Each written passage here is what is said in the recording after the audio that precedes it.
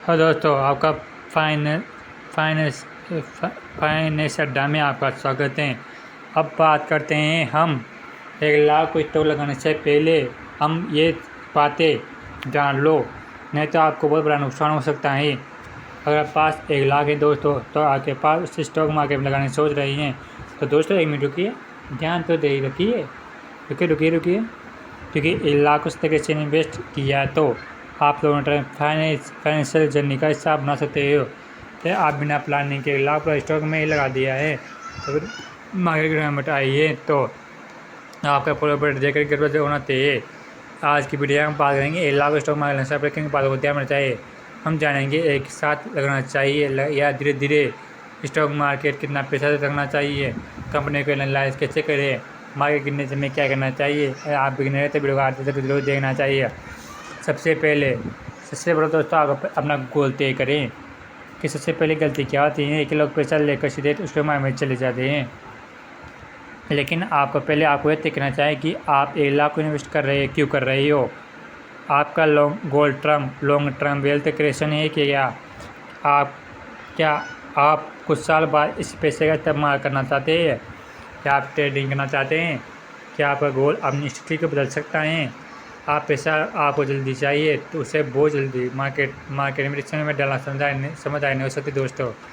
आपको और जन लंबा है। अगर आपका लॉन्ग टर्म इंस्ट्रूमेंट है तो आप मार्केट अच्छे तरीके से समझमेंट कर सकते हैं। आपका प्लस वाले स्टॉक का नहीं, आपका गोल होना चाहिए। सारे स्टॉक को नहीं, आपका गोल होना चाहिए। दूसरा है इमरजेंसी को अलग रखें।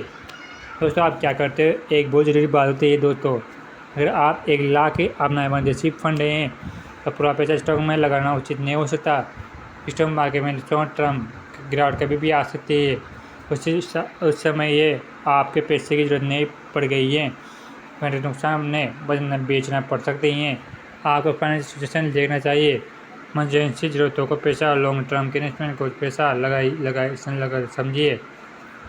दो तीसरे शुरू कर दीजिए, पूरा पैसा एक स्टॉक में लगा देना। तो आप पूरा पैसा एक स्टॉक में मत लगाइए। हम मान लीजिए आपको एक कंपनी को बहुत अच्छा समझ लिया है और आपने पूरा 1 लाख उसी कंपनी में लगा दिया है, और आप उस कंपनी के बिजनेस में कोई समस्या आती है और मार्केट में बड़ी गिरावट आती है, तो आपको पूरे प्रोडक्ट दोस्तों आपको बहुत बड़ा असर पड़ सकता है। इसलिए डिवर्सिफिकेशन को समझ बहुत रही है। का मतलब होता है ये नहीं कि 1 लाख को जिसे 25 स्टॉक में बांट दे। आपको 1 लाख रुपये को 20 से 25 या 50 स्टॉक में लगाना चाहिए, अलग अलग स्टॉक में लगाना चाहिए। बहुत ज़्यादा स्टॉक्स होने से पोर्टफोलियो को समझना मेरे करना मुश्किल होता है। अगर आप अपनी रिस्क कैपेसिटी और इन्वेस्टमेंट गोल्स के अनुसार इलेक्शन तय करते हैं, दोस्तों आपके उद्देश्य होना चाहिए कि आपका पूरा पैसा एक ही कंपनी के पोजीशन में निर्भर ना हो। कंपनी को पहले समझना चाहिए कि शेयर मत खरीदिए। अब सबसे इम्पोर्टेंट भविष्य है कंपनी का एनालिसिस से किसी भी स्टॉक किसी बड़े समझे कंपनी क्या करती हैं, उसका बिजनेस मॉडल क्या है दोस्तों, उसका रेवेन्यू कहाँ से आता है, उनसे का प्रॉफिट कितना है, कितना रिटर्न कर रहा है, कंपनी पर कर्जा कितना है, उसमें कैश फ्लो कैसा है, इनमें कंपटीशन कितना है, हम बिजनेस के सामने क्या क्या अपॉर्चुनिटी और रिस्क हैं, उसे भी देकर स्टॉक मत खरीदिए। इस साल 50% ऊपर गया था, पार्ट प्रोफेशनल फ्यूचर रिटर्न की गारंटी नहीं होती। आपको पैसे ज़्यादा नहीं समझता है। 5 एवल्यूशन जरूर देखिए। मान लीजिए आप एक बहुत अच्छी कंपनी मिल गई हैं, उसका बिजनेस अच्छा है या ये कि बुरा, प्रॉफिट बढ़ रहा है या लॉस में है वो, उसमें डेबिट कितना है, उसमें कर्जा कितना है, मैनेजेबल है या नहीं है। इसका मतलब ये शेयर किसी प्राइस में खरीद लेना चाहिए। आप लेसन समझनी होगी के लिए इसके पीए जैसे कि मेरा रेशो देते हैं, एक रेशो देकर पहला मत लीजिए। कंपनी के रेशन को इसकी ग्रोथ अगले के दूसरे बिजनेस के साथ कौन में याद रखिए। अच्छी कंपनी अच्छी कीमतों पर मिलने वाले शेयर दोनों अलग हैं। 1 लाख एक ही दिन में लगाना जरूरी नहीं है कि आप 1 लाख रुपये एक ही दिन में लगा दो, ये आपके लिए अच्छा नहीं है। आपको 1 लाख रुपये सवाल आता है कि आपका पूरा 1 लाख एक ही दिन में इन्वेस्ट कर देना चाहिए या नहीं। एक सही जवाब हर व्यक्ति के लिए नहीं है। मार्केट कभी ऊपर जाता है तो कभी नीचे भी हो जाता है। फिर अपने कपड़े को एक साथ इन्वेस्ट करने के बजाय समय समय के साथ छोटे बनाता है। लागत मार्केट लेवल्स पर इन्वेस्ट करने का मौका मिल सकता है, लेकिन ध्यान रखिए कोई गारंटेड बेटर रिटर्न स्ट्रेटजी नहीं है। अगर ऊपर चला गया तो बाद में इन्वेस्टमेंट करने से कुछ दिन छूट भी सकता है। इसलिए आसान तरीका है, आपको रिस्क फाइनेंस प्लान पर डिपेंड करता है। मार्केट के रिस्क के लिए पहले तैयार है। आप साथ ही भी करते हैं कि मार्केट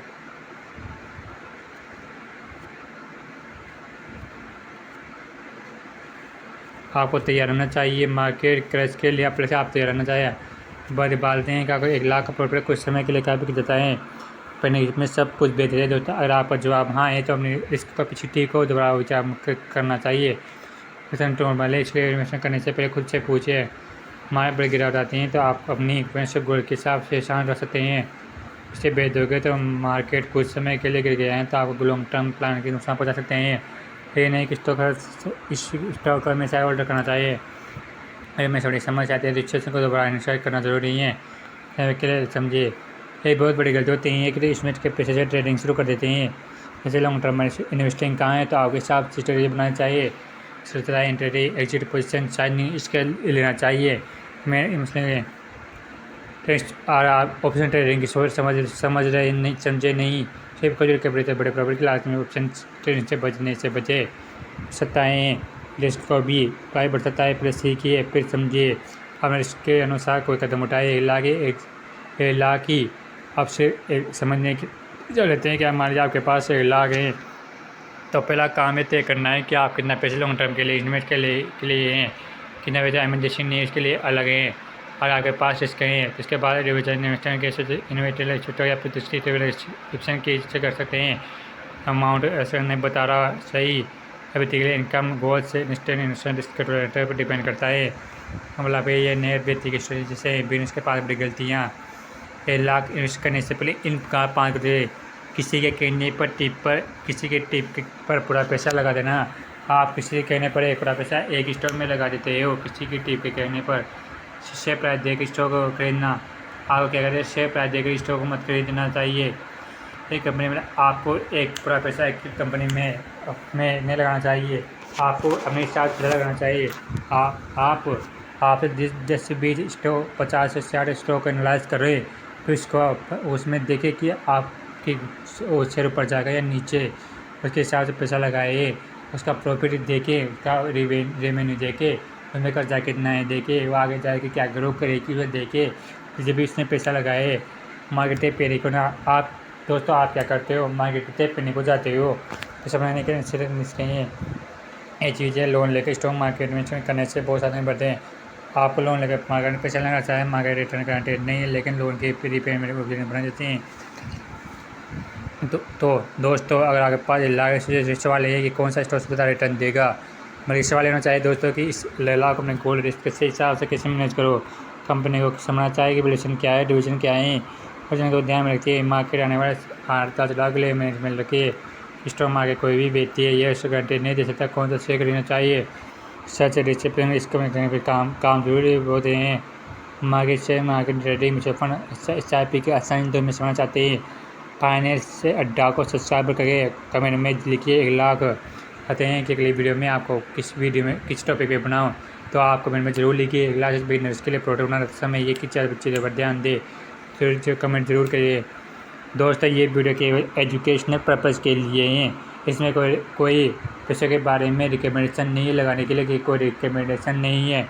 इंपॉर्टेंट पर्पज़ के लिए है। Special stock mutual fund net trading strategy के खरीदने बेचने की रिकमेंडेशन नहीं दी गई है। शेयर मार्केट में मार्केट होता है और करेंसी को गारंटी नहीं होती, तो फाइनेंशियल डिसीजन डिस्कस करें। फाइनेंशियल सवाल प्रोफेसर का सवाल है।